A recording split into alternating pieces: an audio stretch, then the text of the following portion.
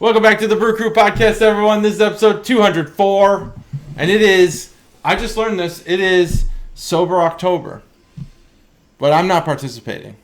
No, there's actually an article that just came out on CNN that was talking about the health benefits of doing a month of sobriety. So I'm wondering if, in conjunction with October, for me, I guess I would much rather pick February if I have to pick a month to be sober. And then sober, for me, sober means I can have 2 beers and still be sober, right? Yeah, sure. Yeah. But I don't think that's what they mean. No, that's not what they mean. They mean dry, yeah. Yeah. But you can also, so I heard it from Joe Rogan, and I didn't think about it until I was on my way here. I heard it this morning. Yep. But then on my way here, I was like, for him, it could be a multitude of things.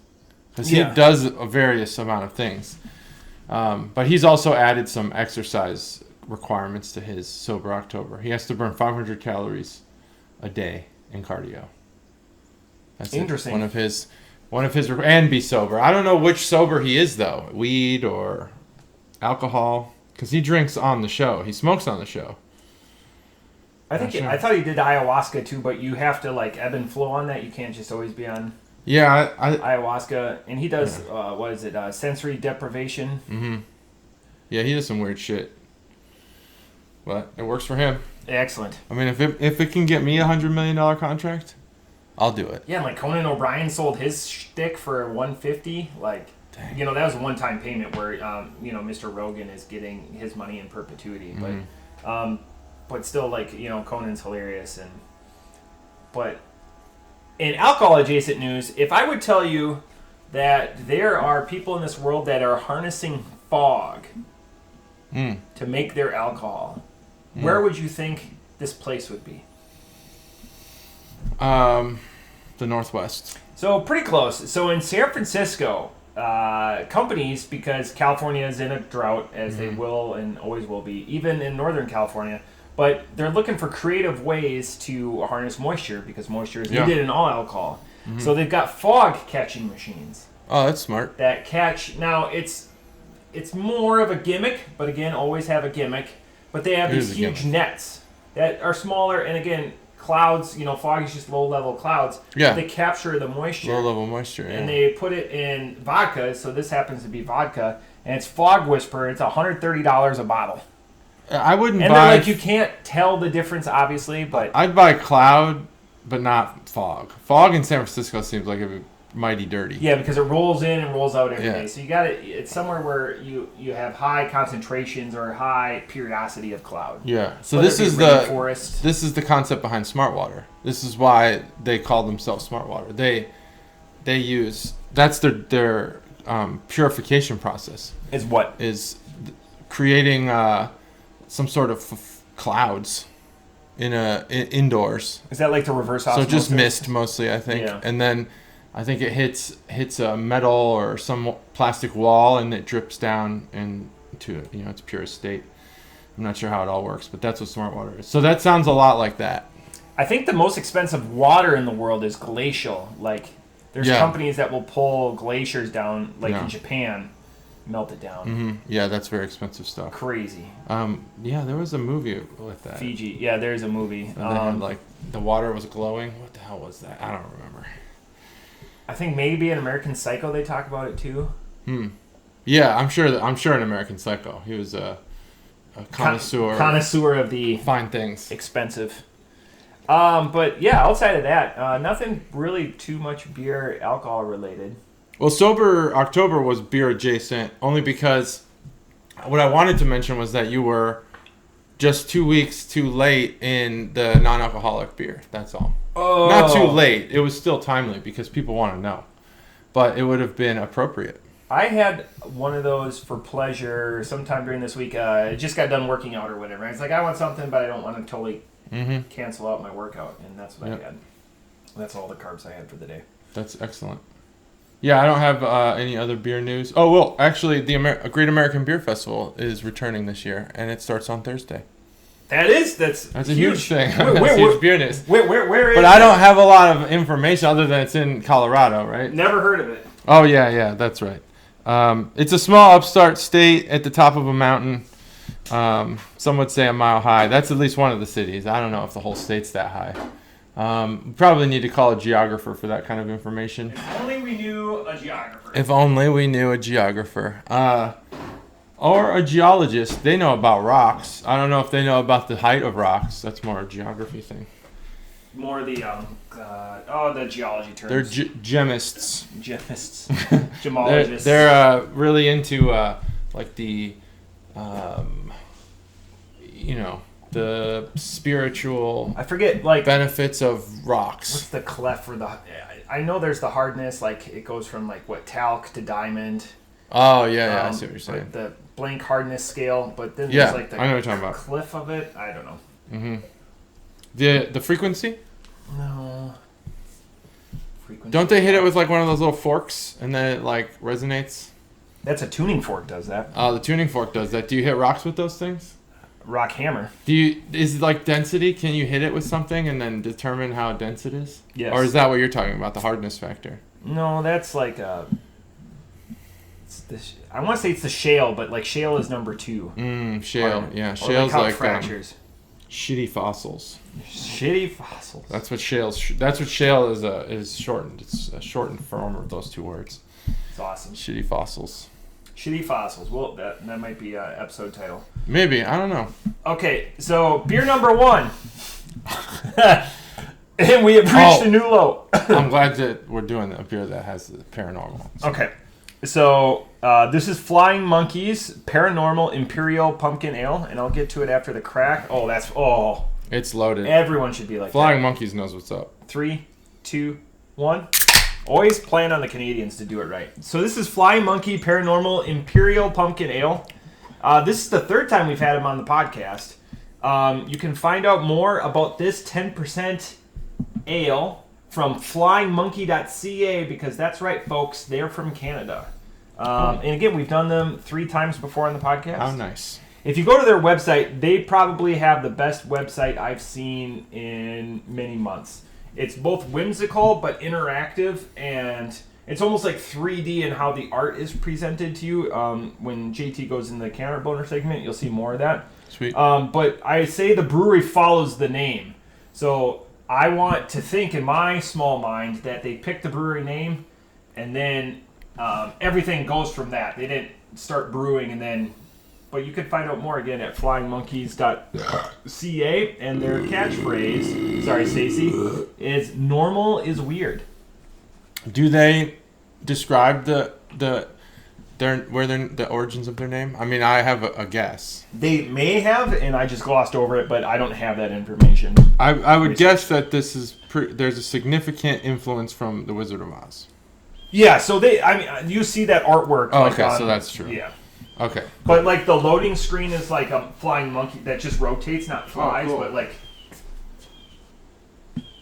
There's the can art. You're at a minute. Wow, we're right in it. Minute 8. We're killing it. We didn't have a lot of news to carry us. Not a lot of news. Well, we got a lot now. We're in the fall. We're in sweatpant weather. Hell yeah. I overdid it. I should be in t-shirt right now. I might take the sweater off. But that's also a weather when a sweater is just enough in the morning, but you regret it afternoon. Yeah, I regret it. It's 70 degrees outside right now. So. What was it? Oh, I'm glad that this beer is called Paranormal because I have a podcast I want to tell you about. It's similar to what the American one I told you about, but it's only dark shit, but it's all true. Oh, like That's macabre. Cool. Yeah, macabre. Yeah, very good description. All right, so this is the Counter Boner segment brought to you by Chuggalo Mom. I believe she's very long running. It's been long running, and she refreshed it last week. Yep, normal is weird, flying monkey. So paranormal, I'll just go over the words first. Paranormal is in kind of like a spooky font. It's wavy, and spooky font. It's a spooky font. How else would you describe it? It's a font that has a feeling or elicits a feeling. Yeah. Projects. It's got projects. It projects a feeling. Spooky. And then some English teachers would tell you that comic MS Sans elicits a spooky feeling if you try to turn that in for a grade. Yeah. That was my font on AOL Instant Messenger. Comic MS Sans. Well, the default was pretty not traditional on AIM. I think it was just Aral. Was it Ariel? Yeah. You know, the most famous use of Comic Sans was in the Cleveland Cavaliers' outgoing letter to LeBron James when he made the decision. He wrote his angry LeBron James letter in Comic Sans and delivered it to the media, which is hilarious. When he was talking to Jim Gray at the Boys YMCA, or the Boys and Girls YMCA, or Boys and Girls Club, one or the other. I'm mixing names. It was on my birthday. That's why I remember the date that happened, and I was in Afghanistan at the time. What a Debbie Downer. I wasn't. What? There's nothing down about that. I survived. It was. I used to work out super early because no one was in the gym, and it was. I planned it so I could watch the evening sports in America live. Yeah. And that was on while I was in the gym. You didn't watch the Afghanistan. What's the goat game that they play with like a goat carcass? Oh yeah, I don't remember. It's I think it's like dodgeball. But they're on horse, so it's like polo. Oh, that one. Oh, that's a different game. Yeah. It's a goat. Yeah, it's like water. It's like, or not water. It's like polo. But on like horseback. Field hockey. Oh, that's probably the best way to put it. It's on polo, or it's polo on horseback. Yeah. Polo. Well, polo is on horseback. Yeah. But it's with a goat head. I say comment below if you know the name. Do you know Steb didn't comment this last week? What? Well, I think the streak's over. Oh shit. We have a home brewer that's offered to bring beer. Yeah, let's do it. And he's just up in Indiana. Oh, okay. So he's not that far away. We'll take it. Oh yeah, we will be honest about your home brew. Yeah, we will. So the pumpkin, there's a word cloud that says Imperial Pumpkin Ale, and the word cloud is red, like blood. And then around it, there's a bunch of somewhat paranormal. I guess paranormal. What is the suffix or the prefix para actually mean? Too normal. Okay, so this beer is too normal. Abnormal. Is that it's para because I think of like paraplegic. We think like. So what is that? What's the prefix there? Para. Paralyzed. So no, para because quadriplegic means four. Para means para means two. Okay, so this was. Oh, I see what you're saying. Interesting, because paranormal, to break that word down, you'd think it just means abnormal, or not normal. So what I think when I think paranormal is kind of like ghosts. Okay, JT, what do you think when you think of paranormal? Ghosts. Okay, I nailed that. Mostly the Patrick Swayze. Really? That's where you go with ghosts? Ghost, singular ghost. Him and Demi Moore making clay art. Where do you go with ghosts? When I say ghosts, what's the first thought that comes into your mind? Wow. This is good. When I think of ghosts, I think of Patrick Swayze. Pac-Man. That's good. That's a good one. But there are things that aren't dead here, or are just different. I guess other than normal. There's a bat. Kind of looks like the Bat Squatch bat. There's the lagoon monster. There's an alien. There's a monkey in a saucer, flying saucer. There's an eyeball with arms and legs, and then a spider web. Yeah, there's some spooky Halloween stuff. So like an eyeball with arms and legs. That's like a. Oh no, that's not a beholder. I was thinking a beholder from Dungeons and Dragons. Like people would know. Yeah. Or like the all-seeing eye, on money, right? Oh, the Illuminati eye. The Illuminati eye. The all-seeing eye. You nailed it. I shouldn't have said. No, you're right. it is the Illuminati symbol. I mean, that's what we all think about the Illuminati. Is that thing? The pumpkin's kind of been. Well, that's the Can Opener segment brought to you by Chuggalos Mom. Thanks, Mom. And there's a brain on it too. I forgot to mention. Are you talking about your brain? Yeah. This brain has your brain on beer. Too few folds. My brain has way more folds than this because I'm a genius. Pumpkins have been. what's the word I'm looking for? They've been orange, round. Yeah, they've been orange and round for a long time. They've been like molested. Owned by both Halloween and Thanksgiving. Oh, it's a fall. It's a fall. It's a fall thing. Yeah. Yeah. Are all pumpkins gourds? Do you notice I picked my bandana on purpose for this? Oh, that's excellent. That's really good. Are all pumpkins gourds? But not all gourds are pumpkins. I would say is yes. A pumpkin a gourd? I'd say true. I don't know. I don't know what a pumpkin is. I thought it was a fruit. Yeah, fruits have seeds. Fruits have seeds, but maybe it's like a squash. Is squash a category? These are hard-hitting questions. These are hard-hitting questions. Because there's types of squash. And I think maybe a pumpkin might be a squash. Or a pumpkin. Maybe it's a pumpkin. And that is that. The Cult of the Pumpkin. Did you read any of this? Not on air, but did you read any of it to yourself? Pumpkins of fruit. Pumpkins of fruit.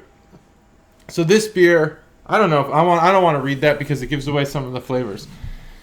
I'm going to say that there's two main flavors to this beer. There, other than beer, there's pumpkin, which I want to at least recognize Flying Monkey for having that flavor because some of these pumpkin beers don't have that. And the other one is metal. Just a like metallic, metal. Yeah, it tastes like metal music. It tastes like victory. It tastes like metallic coins.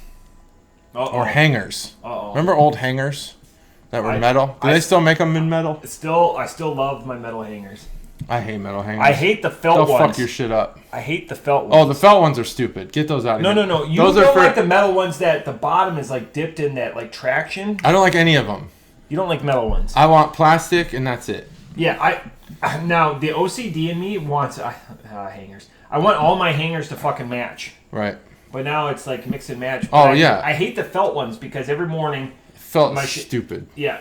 Or like that fuzzy. So yeah, like I go to from get dry my cleaners, pants. mostly. Yeah. Well, no, these are like nice. They're flatter. Oh, okay. But like wood ones would be preferable. Oh, wood ones would be great. Yeah, they're expensive.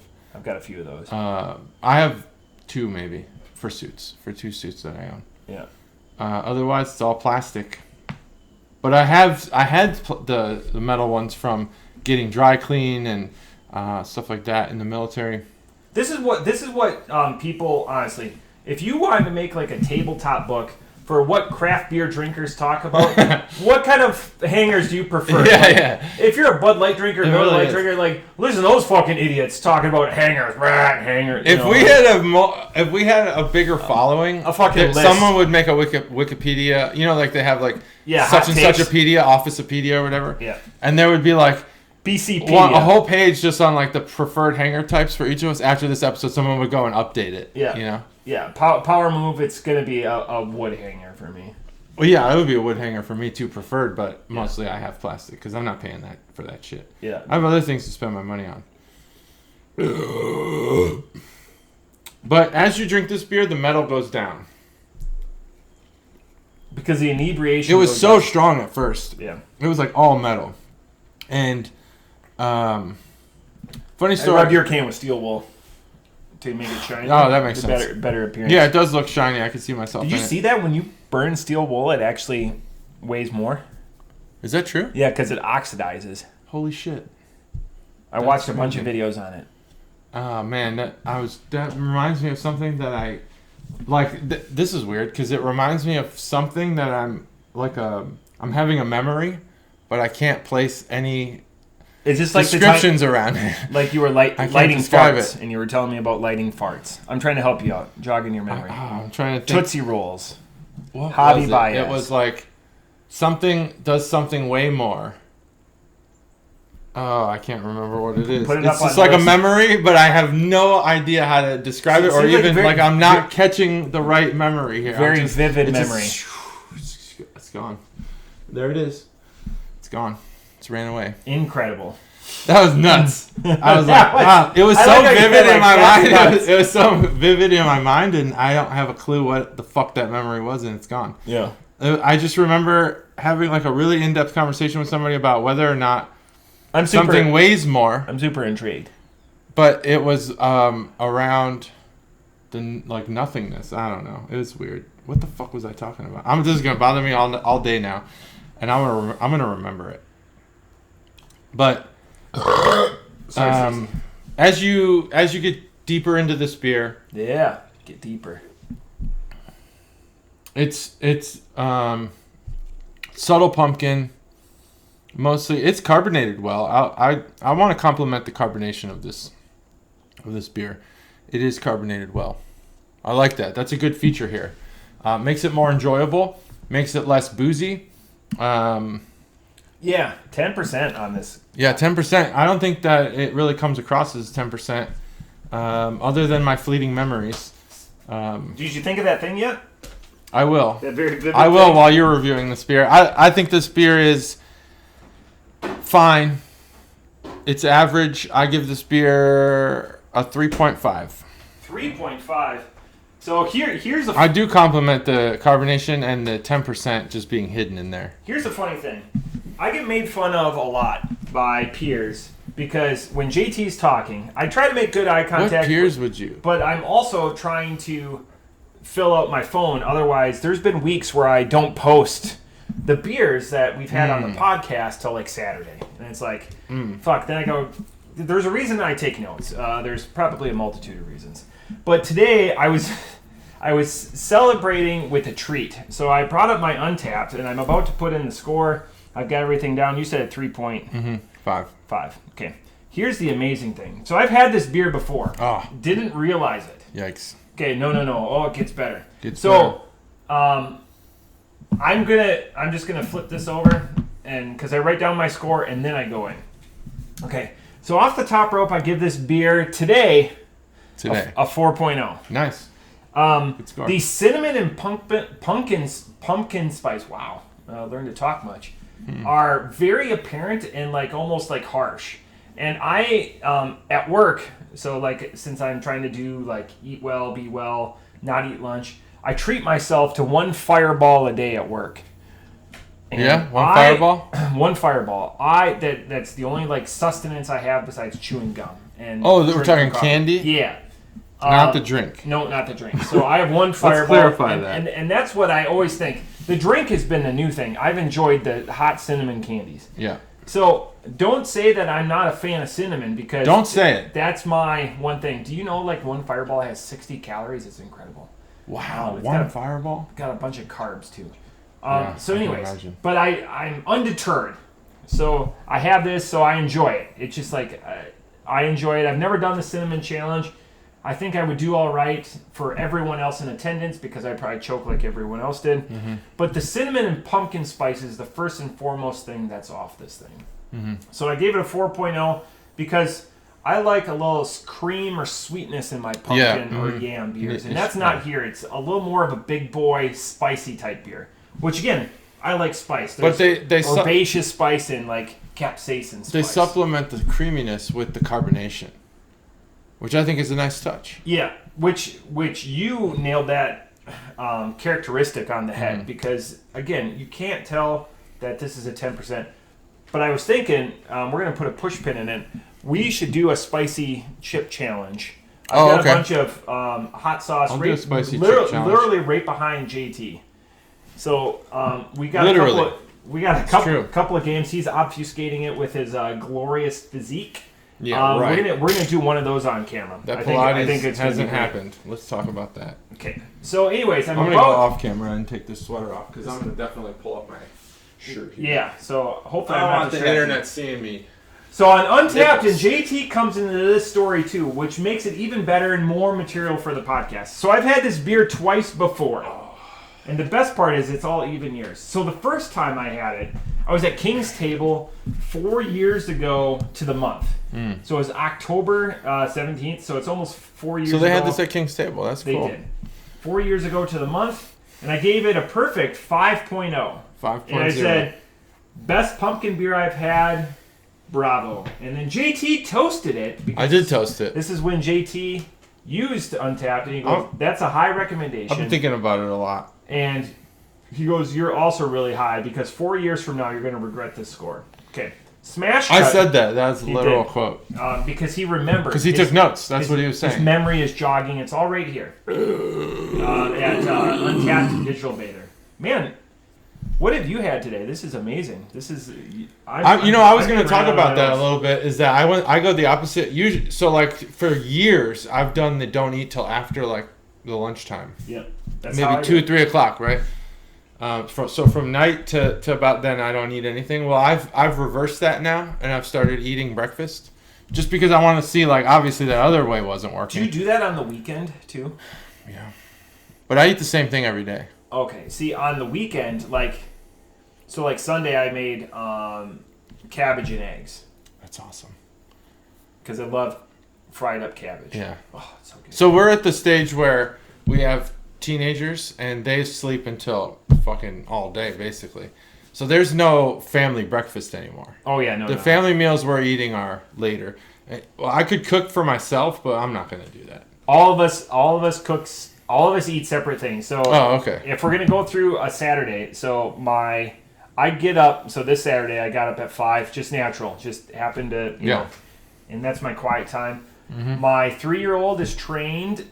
She won't get out of bed till the sun is up on her clock, which is 7 o'clock. I'm waiting outside of her door to intercept her, so the wife and the 6-year-old can sleep. Mm-hmm. She wants a bagel. Mm-hmm. Okay, so I make her a bagel, set her up with a movie. Yep. She's right as rain. Okay, the wife gets up probably 7:30, 7:45. If it's Sunday, she'll make herself a pancake. On Saturday, she'll have eggs. So they will eat. Keep in mind, I've been up since 5. I haven't ate yet. So then my 6-year-old, she'll get up between 8:15 and 8:45, and she loves oatmeal.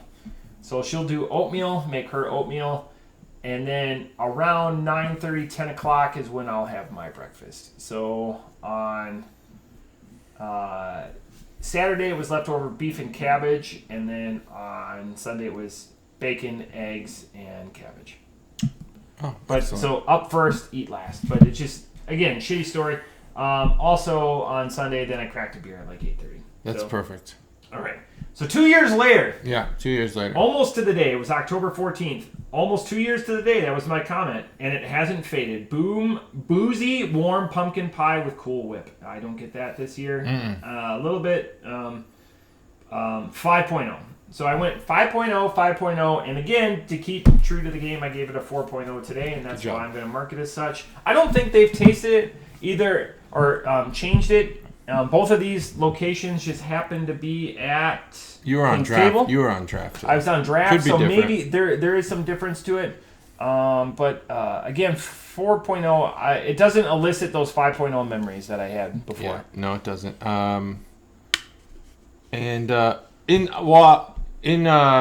If we're staying in the universe of just pumpkin beers, I'll say this is probably one of the better ones. It is, by far. It's not, it doesn't fade, or it doesn't, there's no shortcomings, there's just things that you wish that were. Yeah, it doesn't excel at, in my opinion, at anything, but it doesn't fail in any regard. Are you one and done on this beer, or could you have multiple? Yeah, I could have multiples of these. It's so light for a 10. For a 10. So it's an ale, so I mean, it kind of gives you a lighter beer to drink. I don't know. It's not like this should be a stout, but it's not. Halloween is on Monday. This coming Monday? Most this year. Most places are probably going to observe it on Saturday or Sunday. Yeah. This is a great 4-pack if you're going to be at home handing out candy to the kids. Maybe by the 4th one you don't make it to the door and you just start throwing. By the 4th one, crunch bars at the kids. You're done. What are you throwing? What are you taking out and throwing back? Oh, we could probably talk about this later, but so if I'm trick or treating, again, it's those orange and black candies. Mm-hmm. And I looked this up at work. And those are Brock's, right?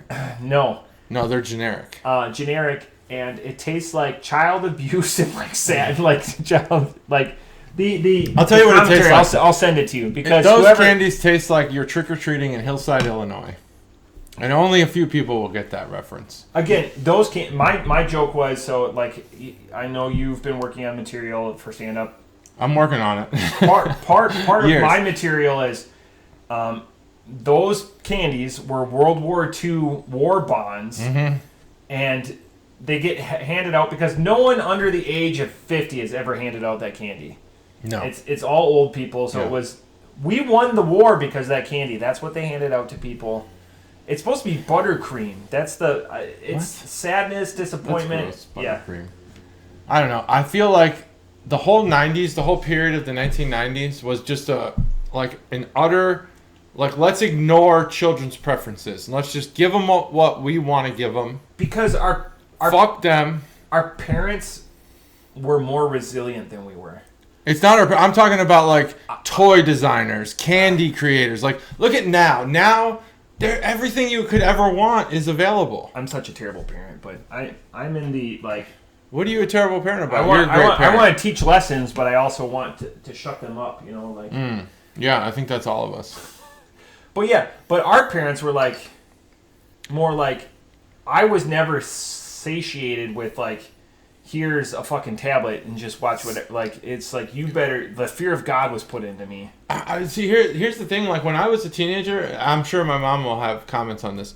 Yeah. I could come home and half the beer on the I could cook my own food for a snack. Because I would eat 2 dinners when I was a teenager. Because I was a growing boy. Yep. And then my mom would make dinner. But I could come home and cook my own snacks. I don't think that my... oldest could make his own frozen pizza. I think that he would either have an absolute meltdown or he'd burn the shit out of it. He just needs mom to do it, and mom does it. And isn't that like to her credit? She's great, but like me, I'd be like, hell no. Does everyone? And this is a conversation point, and I'm glad we're drinking for it. I haven't introduced it yet, but this is the question I posed to you, and then I'm going to introduce this beer. Because we need to ruminate on this one a little bit. Let's ruminate. Is there anyone, because everyone's going to say that they're thankful for the time that they grew up, reflexively. Unless it's like, I wish I grew up in the... You don't think so? I wish I grew up in the 1760s. Like... No. I don't want to grow up in any time where people weren't able to be tracked with... I don't want to grow up in any period where identities aren't tracked. So you're not thankful for when you grew up? I mean, sure, I'm thankful because I feel like I have skills, but I think growing up now is probably one of the best times to ever grow up. Interesting. There's a lot of negatives, but we had a lot of negatives as well. But I think technology is making our kids so much smarter. There's a lot of jobs that are no longer in demand that we could fall back on. I think that we had an easier cushion if we chose to take a trade route or something. Interesting. We wanted to be tradesmen. I think it was not easy. It's definitely not easy, but I think that we had more options. I think we're softer as a people. Probably. Oh, definitely. I mean, sperm. I agree with that. I agree with that. We're softer as people. Interesting. But that doesn't mean that... I'm glad we disagree. I don't know. What do you value? What are the values? Do you want intelligence to be one of those values? Because I think right now we're at peak intelligence in humanity. But there are things that we're down, like muscular or physical activity. Yeah. Definitely down.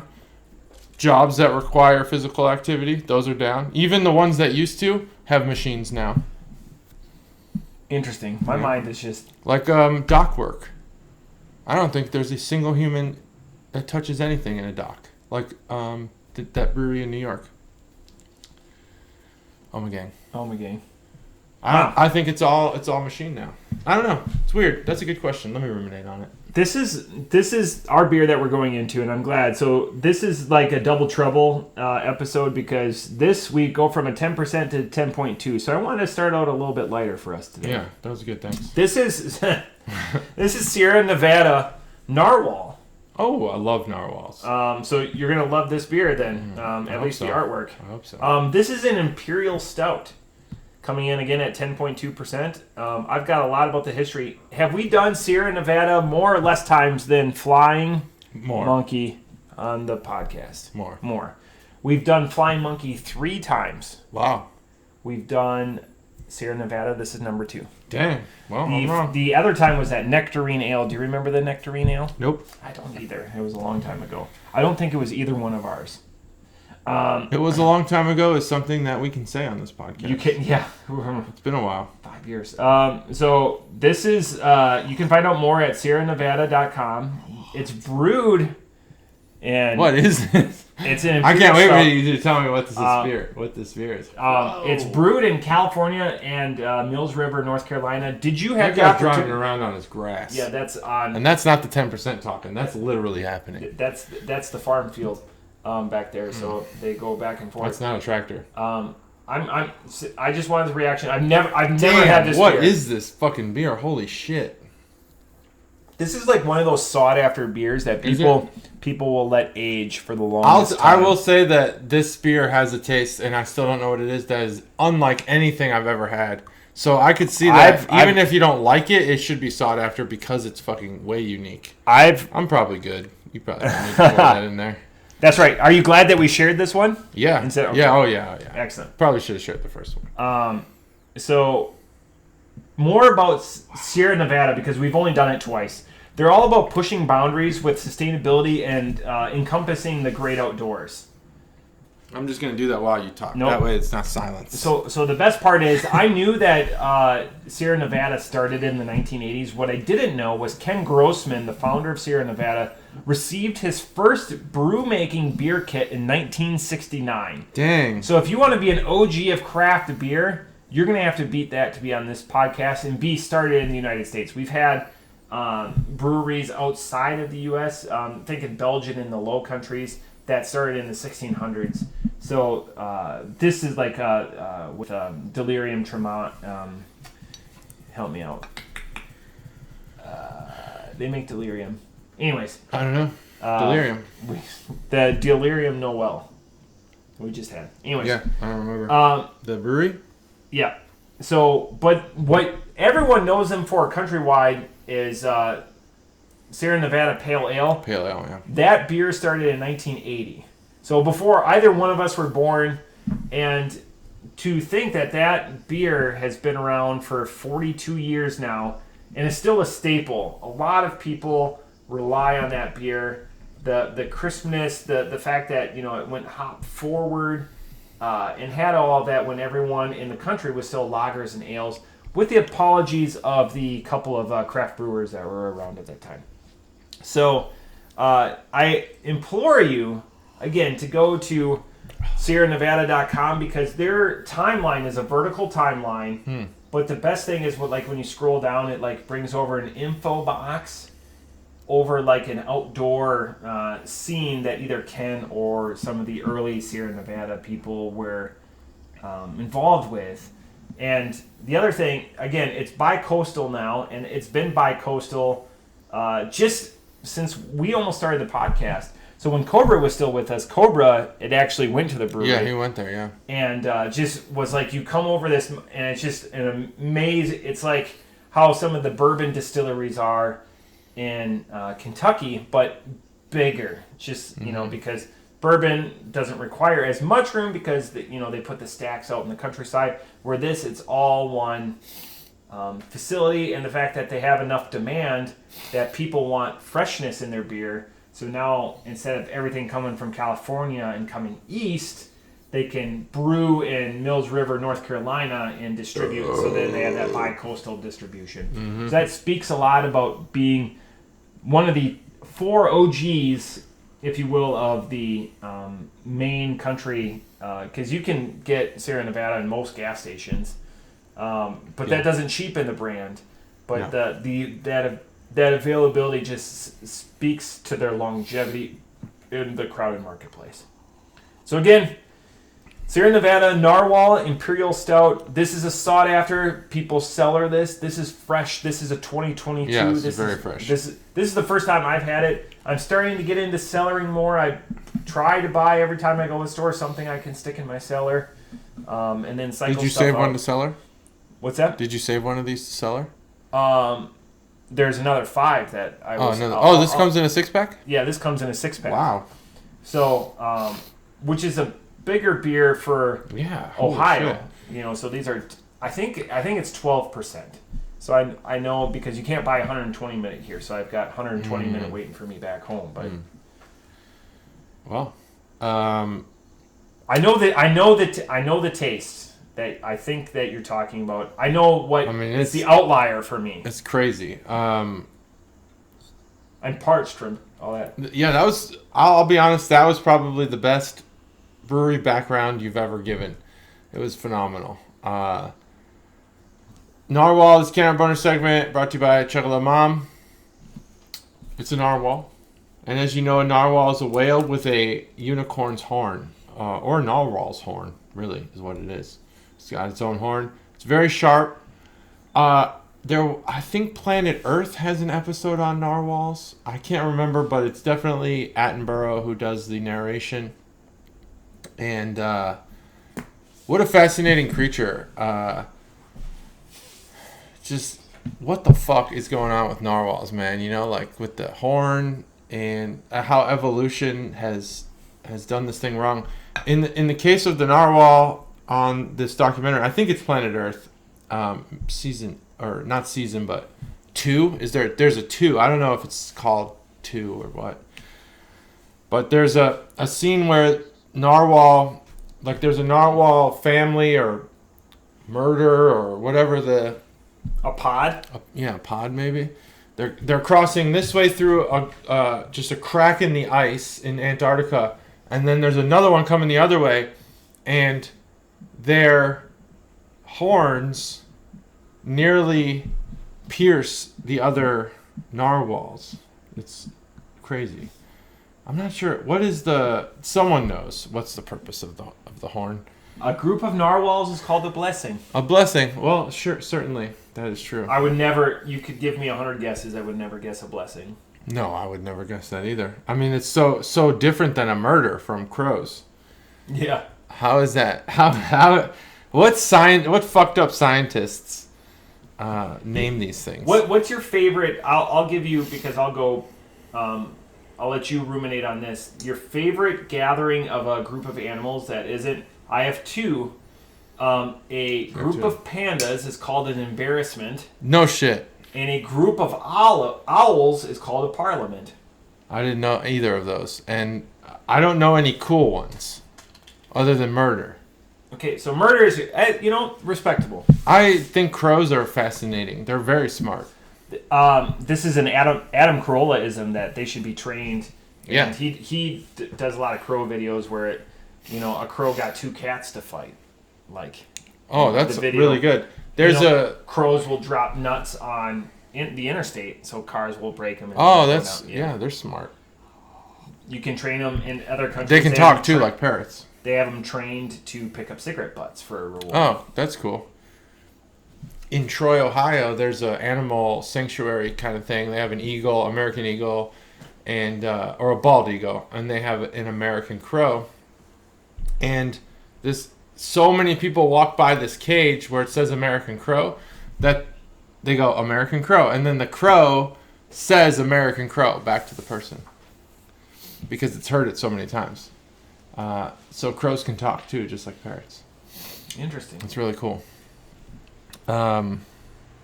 So I like the embarrassment. What was the panda one?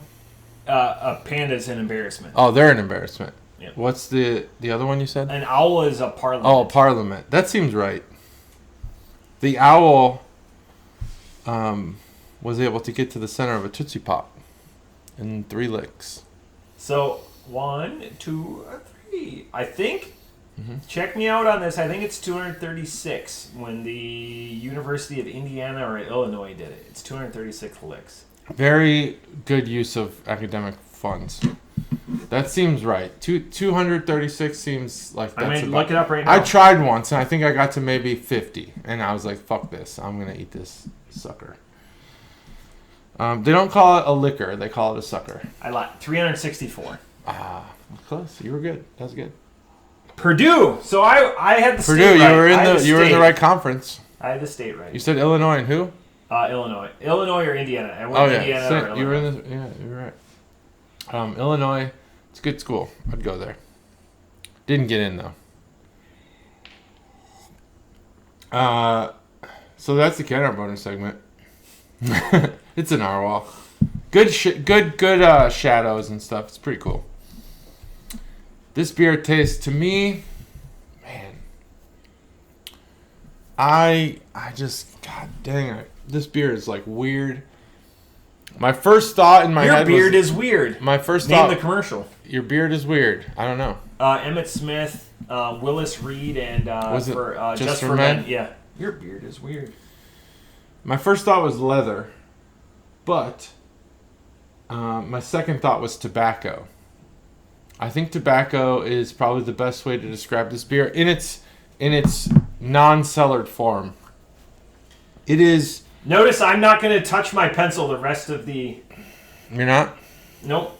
On purpose. You've got your score. It's already scored, and I wrote down 2 comments. There's a darkness about this beer, and it's... There's a darkness about this beer. Other than its color, just like in the taste... I mean, it's obviously got the tobacco flavor. Would you feel like this beer is Stygian? Stygian? I wouldn't know. Oh. Stygian. What does that mean? Darkness, black. Oh, okay. Man, it's because I'd like to say that it has like a strong coffee, but it doesn't because that flavor is something else. Man, this beer is weird as fuck. My first sip was just crazy. Couldn't believe it. Stygian. Stygian, related to the Styx River. Very dark. The Styx River is very dark. Styx is a band from Illinois. Styx is a band where the lead singer admitted on Behind the Music that he had light sensitivity, so that's why he has to wear glasses on stage. Well, there you go. That's cool because people probably thought he was just trying to be... It's also my boss's favorite band, so... His favorite band? It's not a bad band to have it be your favorite band. Do you know what his favorite song is? No. I don't care enough. You should. Man, I can't pinpoint. These flavors, it's just... I'm freaking out right now because I don't have Richard, so...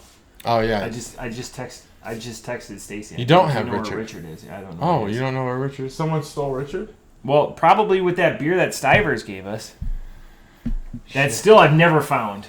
Yeah. I know it was taken. Yeah. He hasn't given us a beer since.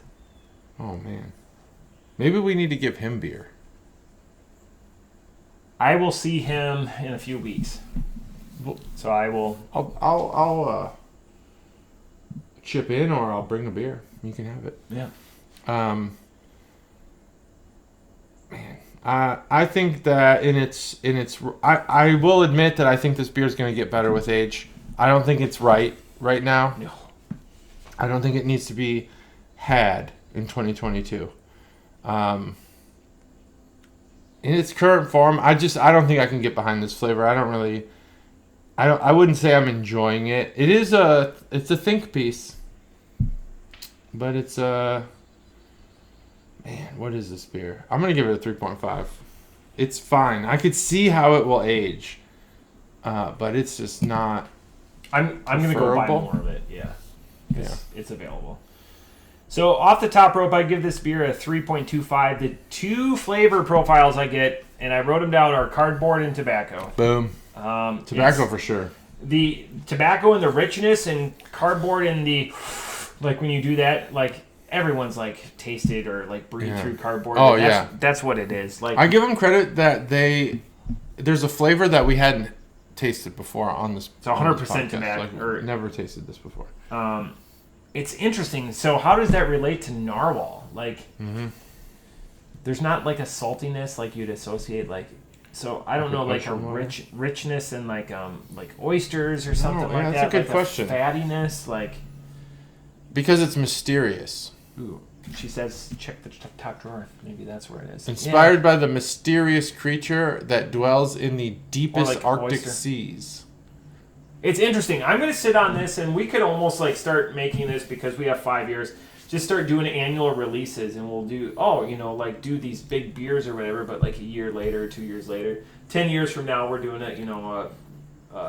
2032 Smash Cut. We're doing a 20. There is an active beer club in Dayton that does a 10-year, year-to-year release, but they drink them all in one weekend. And it's a group of people. So they'll have 10 years worth of beer X, and they'll drink it. They'll but like compare beer them to that's each other. meant to be cellared. Yep. Yeah, it's not like a 10-year-old. No. Yeah, they're not drinking 10-year-old Truth or something. Yeah, 10-year-old Strohs. Yeah, no. Just cellared beer. Yeah.